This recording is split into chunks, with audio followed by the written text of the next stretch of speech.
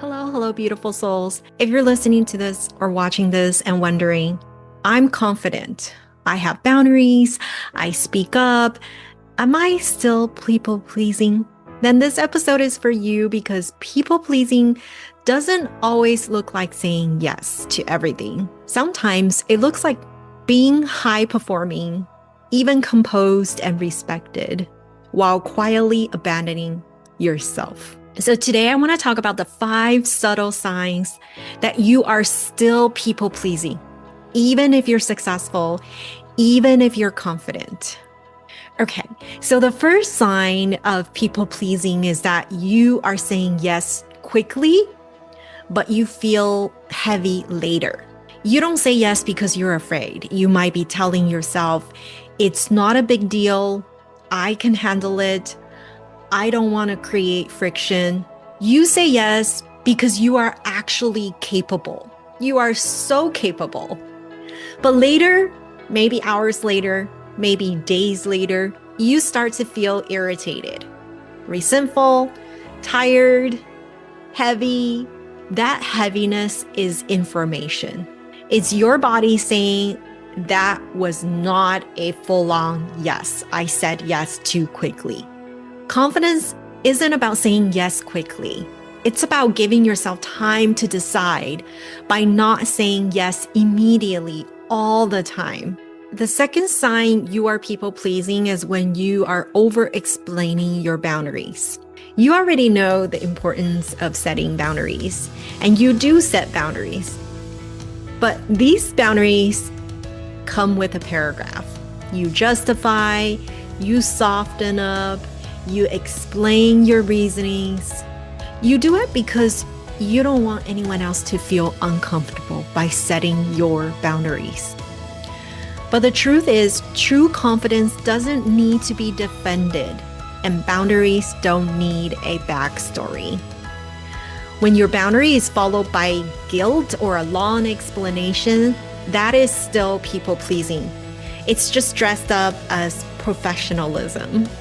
Boundaries is not something you give to others, telling them what to do. Boundaries is actually something we tell others what you will do if they cross the line. The third sign of people pleasing is that you are more comfortable being needed than receiving. What does that mean? It means you are the one others rely on. You are the strong one. You are the dependent one. You are the dependable one. Remember, you're capable, but when support is offered to you, you hesitate. You downplay your own needs. You say, I'm okay, I'm fine. People-pleasing isn't always about approval. Sometimes it's about your identity. If being the one who has it all together feels safer than being supported, that's a pattern worthy of your awareness.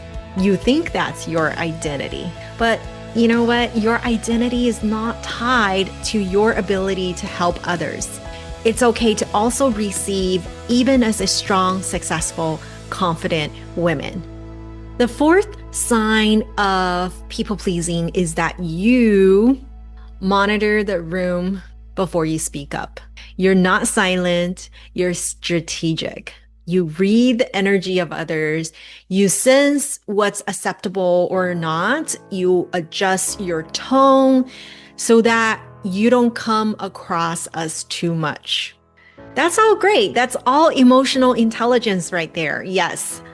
But it can also be self-editing at your own expense. Confidence isn't about dominating a room. It's about trusting that your presence does not need to be even calibrated for any approval at all. And the fifth, and actually the most important sign of people-pleasing is that you feel responsible for other people's discomfort.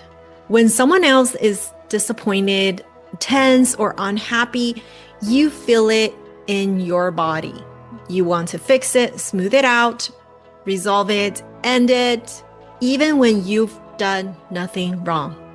This one is the most ingrained form of people-pleasing especially for high achieving women.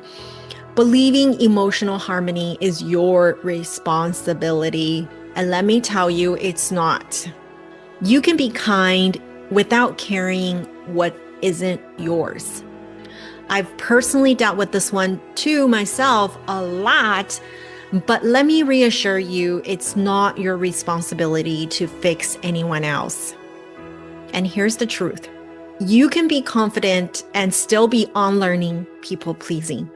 You can be successful and still be refining or redefining your boundaries all the time.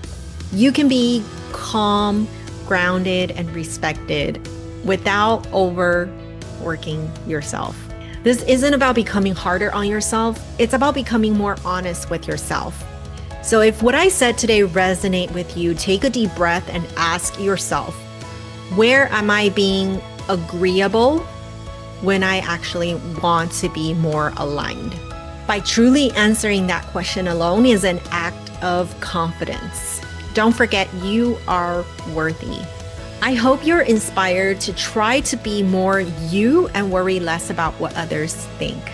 I wish you well on your journey towards self-acceptance and self-love. Let me know which sign you find yourself working on right now, and I'll see you next week.